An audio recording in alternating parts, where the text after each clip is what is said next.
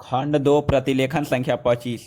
उपाध्यक्ष महोदय, आज स्वतंत्र भारत में जब हिंदी इस देश की राष्ट्रभाषा घोषित हो चुकी है, अब संघर्ष अथवा विरोध का समय नहीं रहा। आज का समय ठोस रचनात्मक कार्य का समय है। मैं जानता हूँ संघर्ष करना कठिन है, परंतु उसी एकाग्रता से रचनात्मक कार्य करना उससे भी कहीं अधिक कठिन है।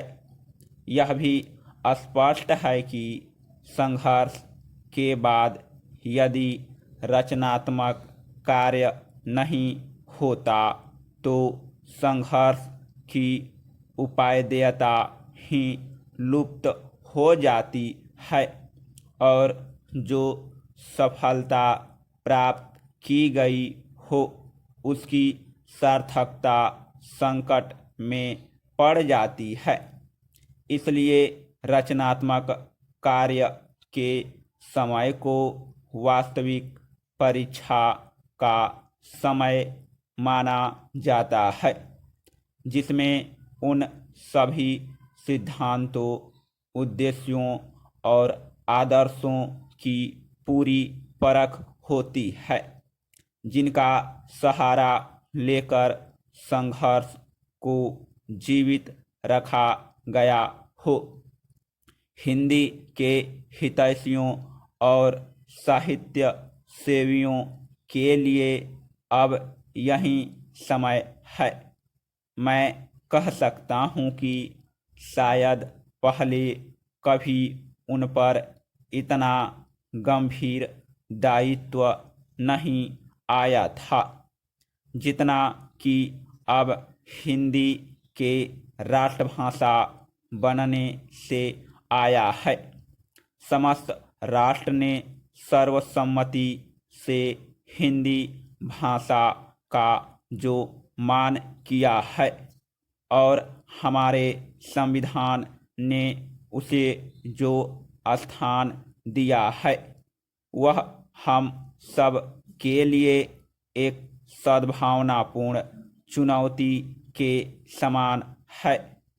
यह निर्णय एक प्रकार से सभी हिंदी भाषियों और साहित्यकों में विश्वास के प्रस्ताव के समान है। इस आदर को हम कैसे निभाएंगे जिससे विभिन्न प्रादेशिक भाषाओं के बोलने वाले प्रतिनिधियों द्वारा किए गए उक्त निर्णय के औचित्य को सिद्ध कर सकें। यह एक गंभीर प्रश्न है जिस पर सभी हिंदी सेवियों को विचार करना चाहिए। हिंदी साहित्य सम्मेलन बहुत बड़ी संस्था है जिसके निर्माण में इस देश के अनेकों यशस्वी विद्वानों और देशभक्तों ने योग दिया है।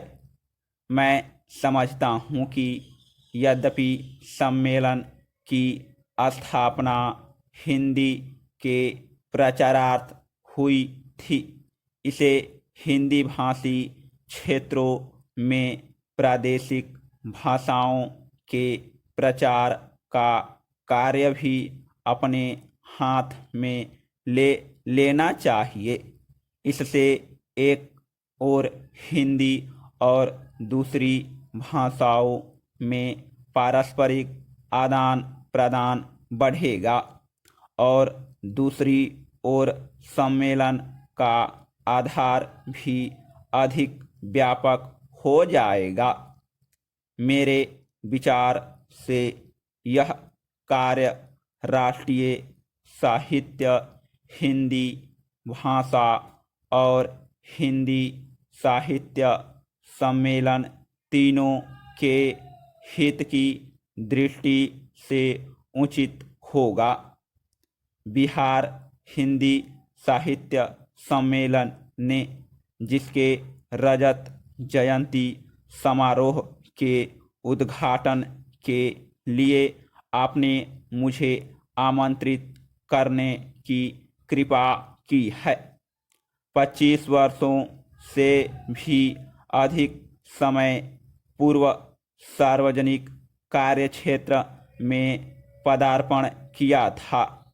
इस राज्य के सभी लोग सम्मेलन की सेवाओं से भली प्रकार परिचित हैं। मैं आशा करता हूं कि यह रजत जयंती समारोह इस राज्य के साहित्य सेवियों को और अधिक बल देगा, जिससे वे साहित्य की समृद्धि द्वारा और हिंदी तथा अहिंदी प्रदेशों के बीच पूर्ण सद्भावना का वातावरण तैयार करके इस राज्य के लोगों की ही नहीं बल्कि देश भर की सेवा कर सकेंगे। मेरे विचार से हिंदी साहित्य की श्रीवृद्धि करके और सभी भाषा भाषियों के साथ सद्भावनापूर्ण संबंध बनाए रखकर हम अपने कर्तव्य का पालन कर सकते हैं। कम से कम इस ओर सबका ध्यान आकृष्ट हो चुका है। समाप्त।